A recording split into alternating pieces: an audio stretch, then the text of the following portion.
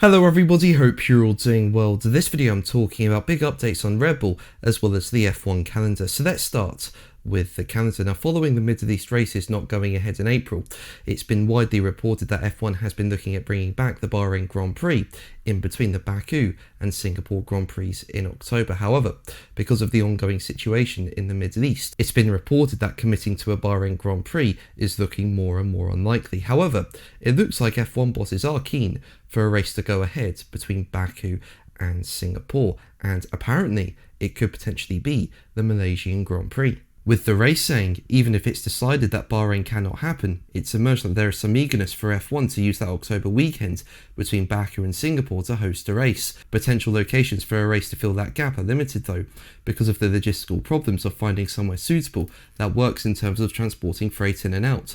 A return to Europe, for example, would not be possible. Turkey could be an option, as it's not too far from Baku.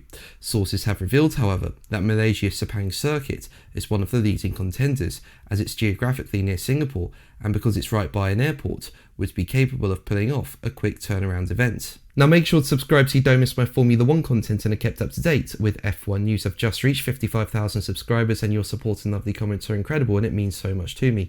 Thank you so much for it. Now, Malaysia has hosted a Formula 1 race between 1999 and 2017. However, it fell off the calendar because it could not justify the huge race hosting fees demanded at the time. However, it remains in regular use by MotoGP and other international series. And I'd be all for Malaysia returning to the Formula 1 calendar. The drivers like it, it's a fan favourite as well.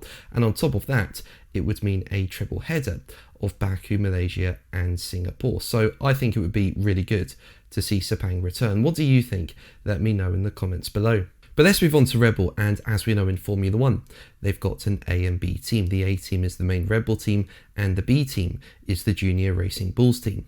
And over the years, the Red Bull sister team has been used as a junior driver pipeline to the main team, and we've seen plenty of driver swaps over the years between Red Bull and Racing Bulls. Now, one thing to note is that it looks like Red Bull have now settled with Isaac Hadjar as Max Verstappen's teammate. He was promoted into the main Red Bull team earlier this year, and Hadjar has been doing a really good job as Verstappen's teammate and has put in some really good results, something that previous Max Verstappen teammates have struggled to do. And if Max Verstappen stays at Red Bull, and remember he's contracted with the team until 2028, well, there'll be no room for any promotion to Red Bull for the Racing Bulls drivers. And interestingly, it's been reported that there was a bid to purchase the Racing Bulls team. However, it looks like that's been rejected, with GP fans saying Red Bull have reportedly turned down a $3 billion bid to buy their F1 team.